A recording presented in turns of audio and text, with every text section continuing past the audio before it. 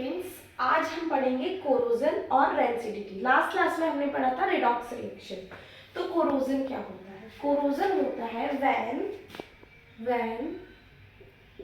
Metal, कोई भी metal अगर when metal is attacked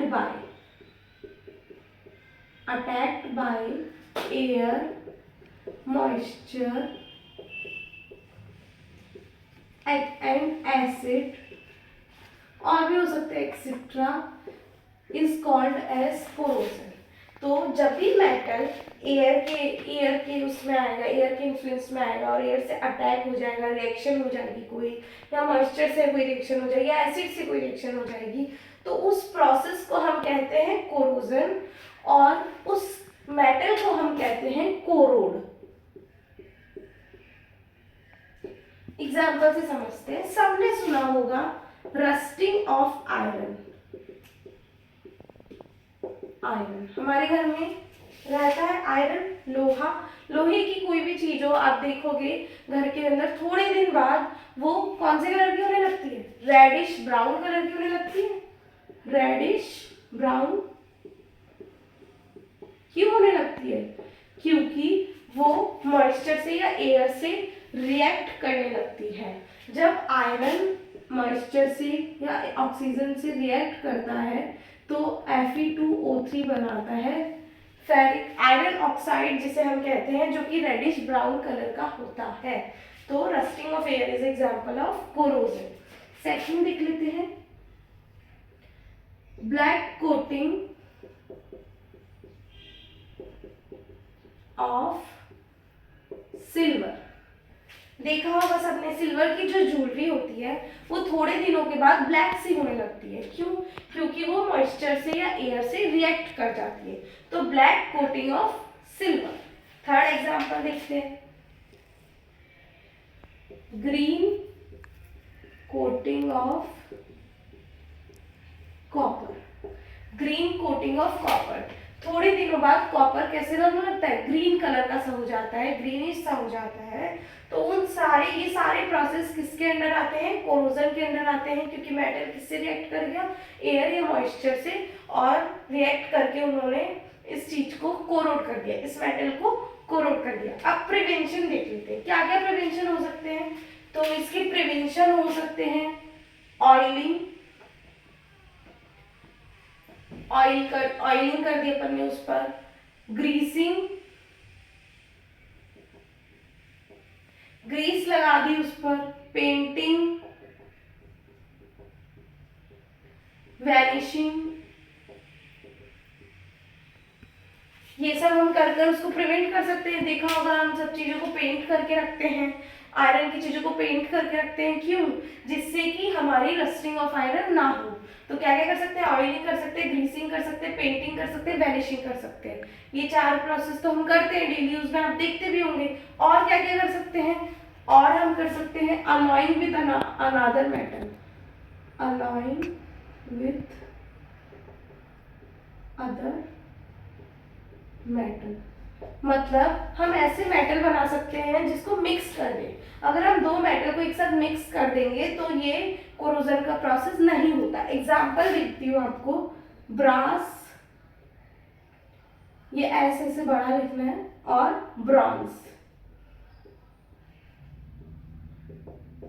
brass और ब्रॉन्ज किसके बने होते हैं? कॉपर, दोनों में कॉपर होता है।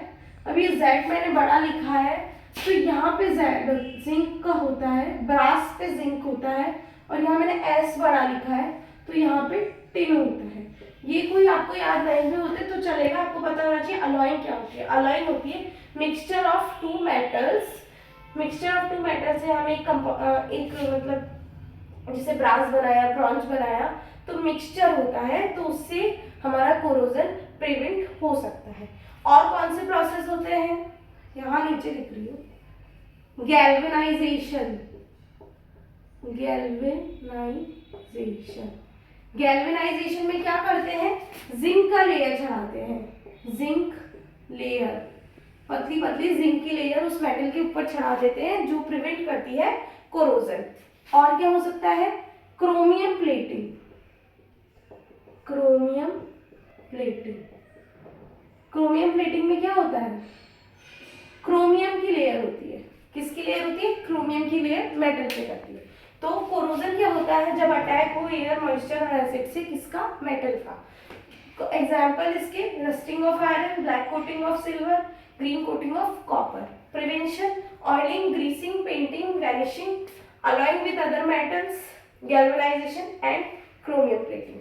तो ये पूरा आपको याद होना चाहिए, मे बी शॉर्ट नोट आ जाए, मे बी शॉर्ट क्वेश्चन आ जाए। इसके बाद हम पढ़ेंगे रेंसिडिटी। नाउ रेंसिडिटी, रेंसिडिटी के अंदर क्या होता है, ऑक्सीडेशन। ये हमारे खाने पीने से रिलेटेड है। Oxidation of fats and oil, fats and oil when exposed to air. जब एयर में आ जाते हैं हमारा फैट्स और ऑयल, तो उसका ऑक्सीडेशन हो जाता है, हमारा खाना खराब हो जाता है। 2-3 दिन रखिए खाने को, खराब हो जाएगा। क्यों, क्योंकि oxidation of fats and oil भी होता है। तो उससे हमें क्या मिलता है, बैड टेस्ट मिलता है, बैड स्मेल मिलती है, फूड खराब हो जाता है तो बैड टेस्ट मिलता है, बैड स्मेल मिलता है। इसी प्रोसेस को हम क्या कहते हैं, रेंसिडिटी। कोरोजन में मेटल का ऑक्सीडेशन हो रहा था, यहाँ हमारे फैट्स और ऑयल का ऑक्सीडेशन होता है, तो इसको रेंसिडिटी कह देते हैं। अब इसके प्रिवेंशन क्या क्या, हम कैसे बचाते हैं हमारे फूड को, तो देखते हैं इसके प्रिवेंशन।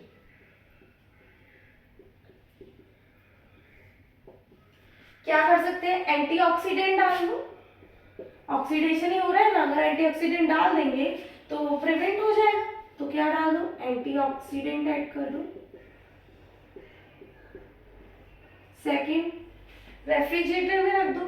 रेफ्रिजरेटर में टेम्परेचर कम होने की वजह से ऑक्सीडेशन स्लो हो जाता है, रेफ्रिजरेटर में रख दो। और क्या कर सकते हैं, एयर टाइट कंटेनर में रख सकते हैं, एयर टाइट कंटेनर। मॉइस्चर पहुंचेगा ही नहीं तो ऑक्सीडेशन स्लो हो जाएगा, एयर टाइट कंटेनर में रख सकते हैं। और क्या कर सकते हैं, नाइट्रोजन गैस के एटमॉस्फेयर में रख सकते हैं।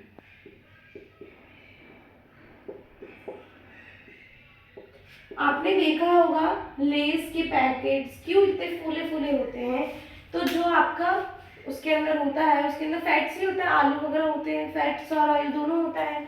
तो ये लेस के जो पैकेट होते हैं उनको फिल किया जाता है नाइट्रोजन गैस से, जिससे कि वो काफी दिनों तक खराब ना हो। नाइट्रोजन गैस एक ऐसी गैस है जो अनरिएक्टिव होती है, जो पर्वत